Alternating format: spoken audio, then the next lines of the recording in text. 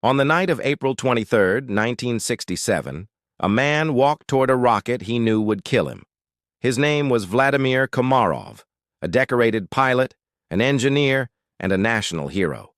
But behind the applause and the propaganda banners, he was also a man trapped by loyalty, politics, and an impossible choice. As he climbed the steps of the launch tower, Komarov wasn't thinking about glory. He was thinking about his friend, Yuri Gagarin, the first human in space, the man who had begged him not to fly, because Komarov knew that if he refused, Gagarin would be sent in his place. The spacecraft waiting for him, Soyuz 1, was a death trap. Its parachutes jammed, its sensors flickered, its heat shield might not survive re-entry. Yet the Kremlin demanded a triumph, a launch timed perfectly for Lenin's birthday, a symbol of Soviet power in the space race against America. Komarov knew that saying no could destroy his career, his family, maybe even his life. So he said yes. He wasn't flying to make history, he was flying to save someone else's life. But Komarov's doomed flight was only the beginning. In the years that followed, space exploration would demand a terrible price, in blood, fire, and silence. These were not just accidents. They were warnings from the edge of the unknown. Moments when humanity dared too far, too fast, and paid everything for progress. Spaceflight disasters, the price of reaching the stars. At dawn, April 23, 1967, the wind howled across the Baikonur Cosmodrome. Inside the Soyuz capsule, Vladimir Komarov's heartbeat echoed through his headset, steady but heavy. On the surface, it was another proud day for the Soviet space program. But behind the scenes, every engineer in the control room knew something was wrong. The spacecraft, Soyuz 1, had been rushed through testing. Over 200 design flaws were known: parachutes that failed to deploy, power systems that are short-circuited, heat shields that might peel away during re-entry. Reports had been written, warnings had been raised, and every one of them had been ignored. Because in the Cold War, propaganda was the real fuel of spaceflight. The mission had to succeed, not for science, but for spectacle. It was meant to launch on Lenin's birthday, to prove the Soviet Union still led the race against America's Apollo program. To delay would be political suicide, so the Kremlin signed off on the launch, and Komarov accepted his fate. When Soyuz 1 thundered off the pad at 3:35 a.m., in Moscow time, the problems began almost immediately. One solar panel failed to deploy, cutting electrical power in half. The spacecraft began tumbling, its sensors blinded by the darkness. Komarov struggled to stabilize it manually, burning precious fuel just to keep the ship alive. Each orbit grew more desperate. Mission Control listened in silence as telemetry showed one failure after another. Power systems dying, communication flickering, navigation unstable.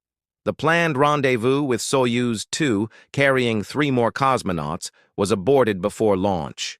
Now Komarov was completely alone, 200 miles above Earth, inside a crippled machine. After 18 orbits, ground control gave the final command: attempt emergency re-entry.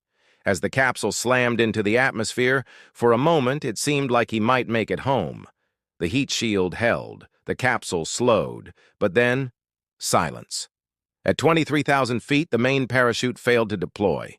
The backup tangled instantly, wrapping around the descent chute.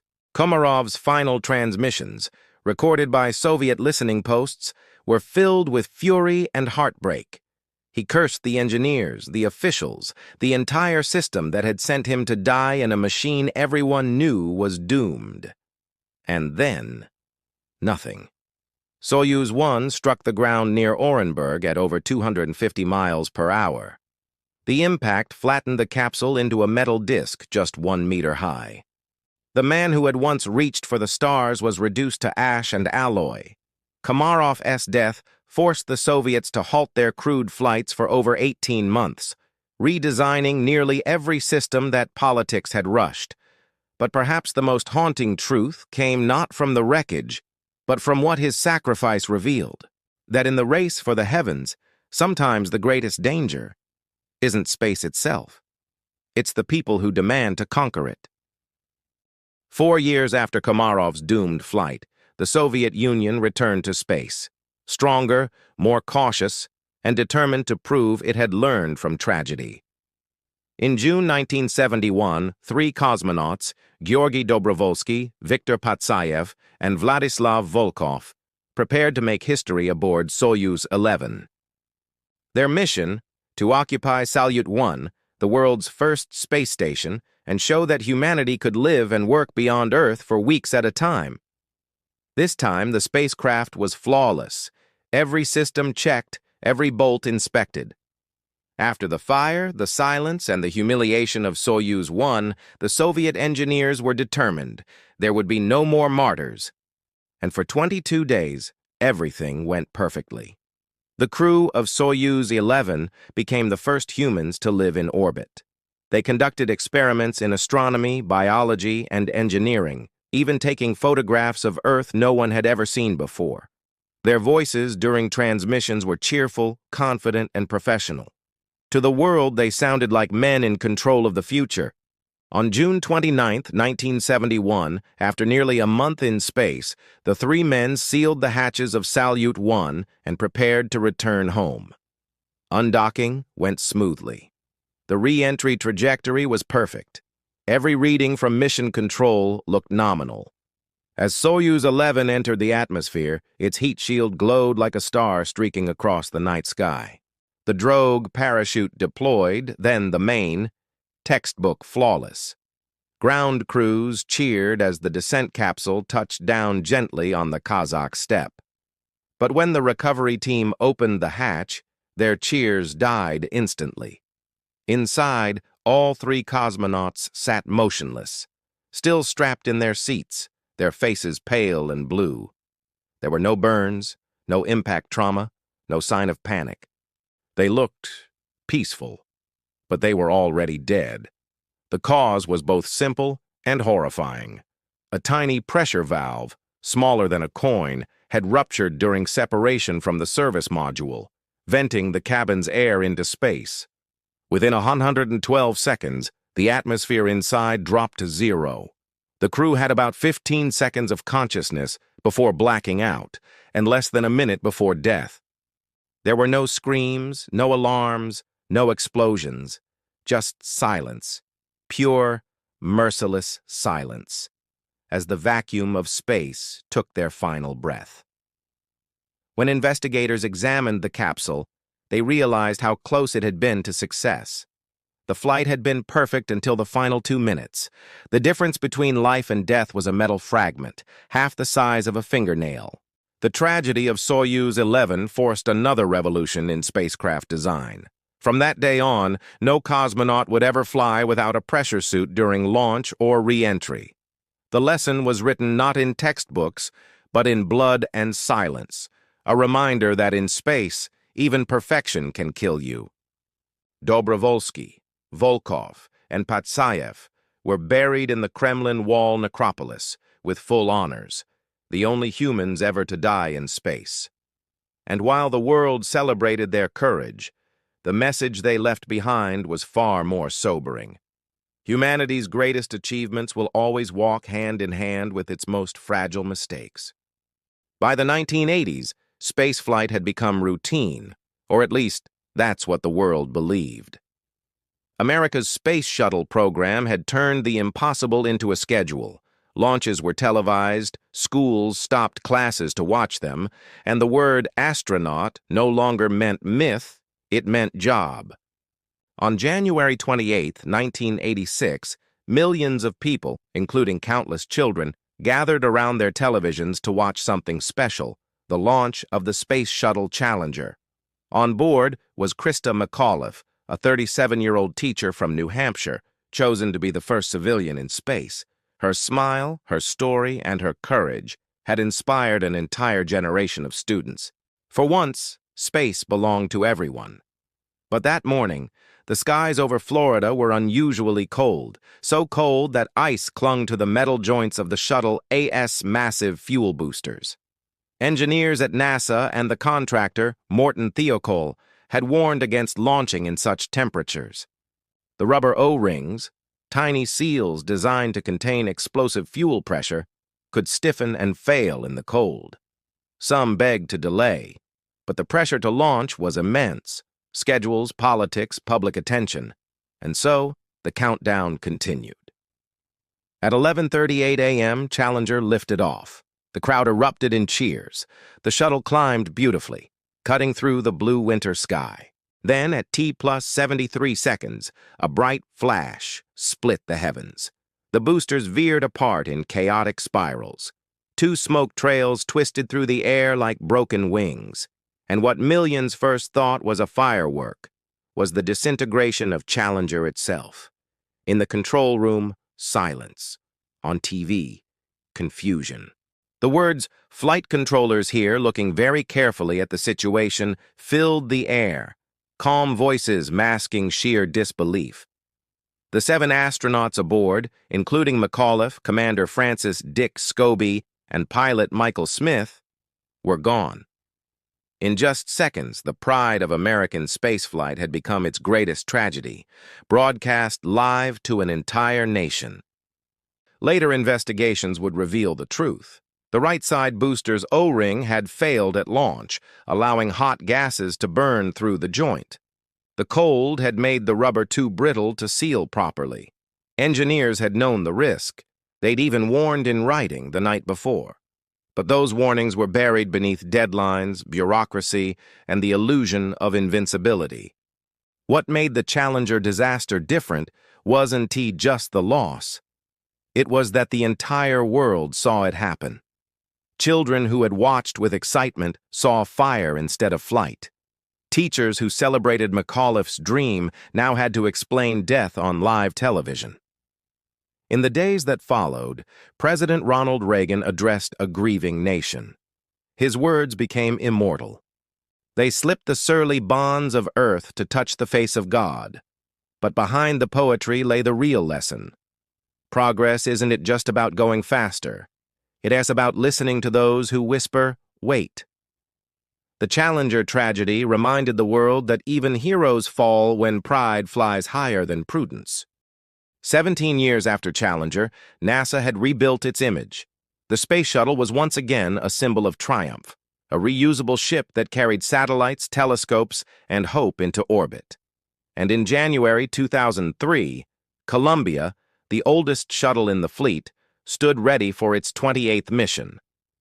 On board were 7 astronauts: Commander Rick Husband, pilot William McCool, payload commander Michael Anderson, mission specialists Kalpana Chawla, Laurel Clark, David Brown, and Israeli astronaut Ilan Ramon, the first from his nation to travel to space.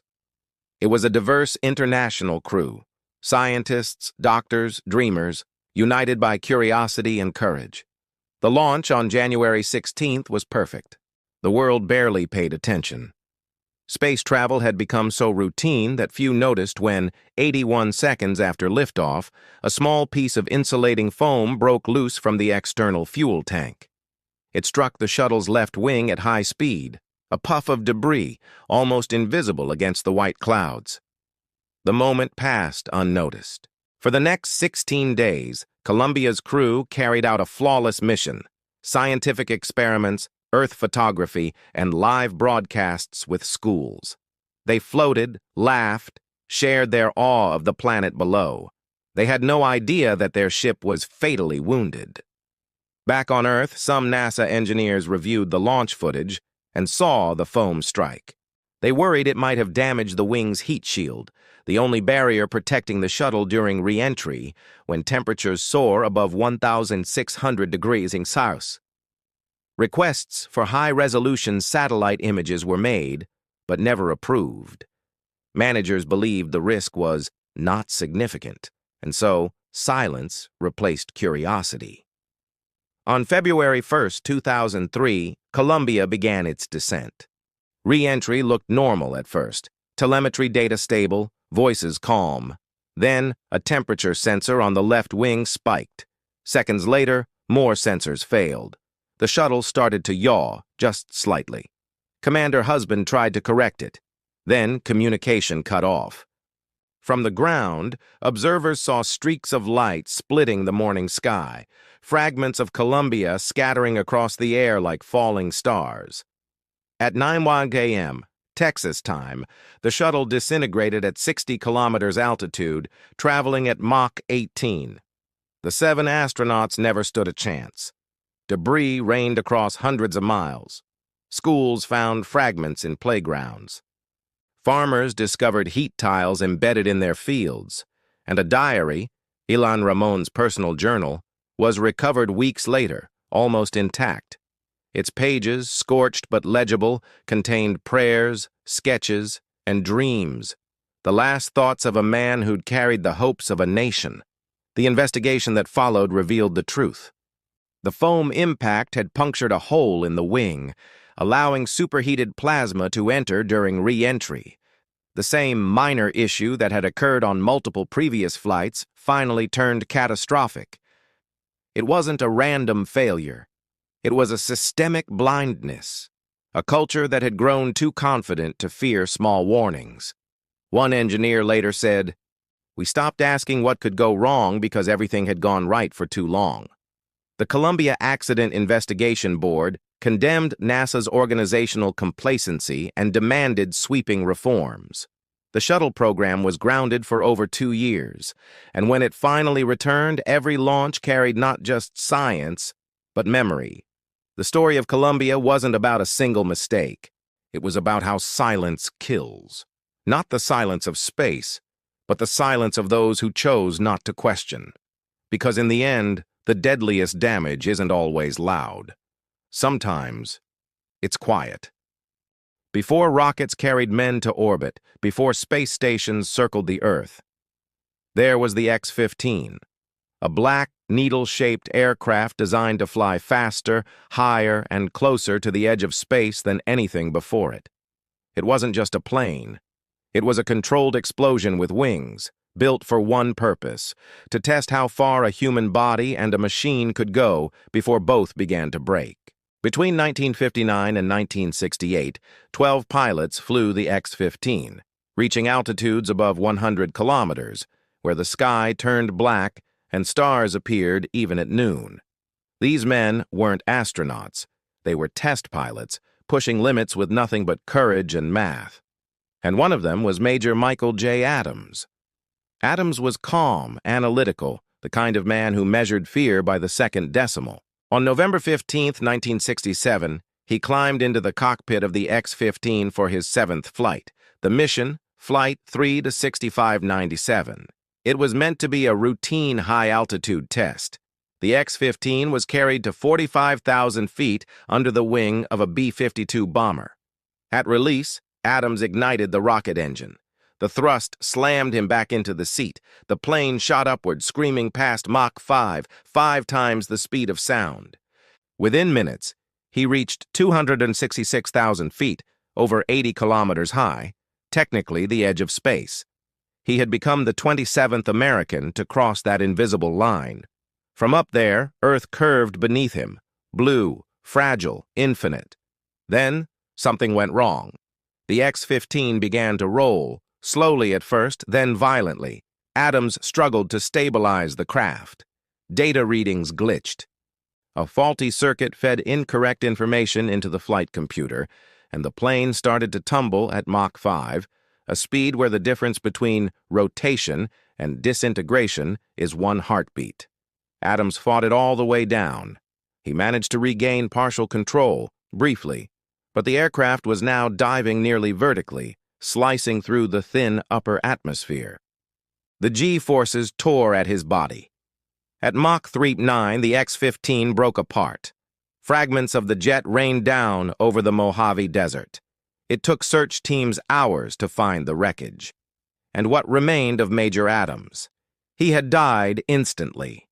The investigation later revealed the cause: a chain reaction of minor errors, a faulty sensor, a feedback loop in the flight control system, and a phenomenon called inertial coupling, where the aircraft's spin exceeded human reaction time. The X-15 hadn't failed. We had simply reached the edge of what a human could endure. In recognition of his altitude, Michael Adams was posthumously awarded astronaut wings, the only X-15 pilot to receive them after death.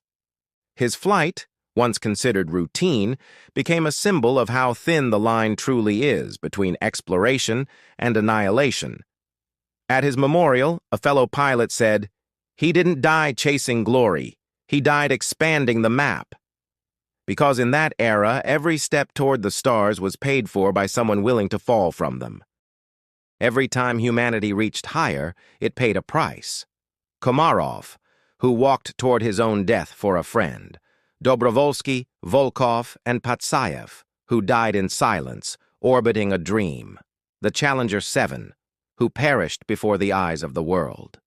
The crew of Columbia, undone by a wound no one wanted to see. And Major Adams, who fell from the edge of space, proving that courage has limits only defined by death.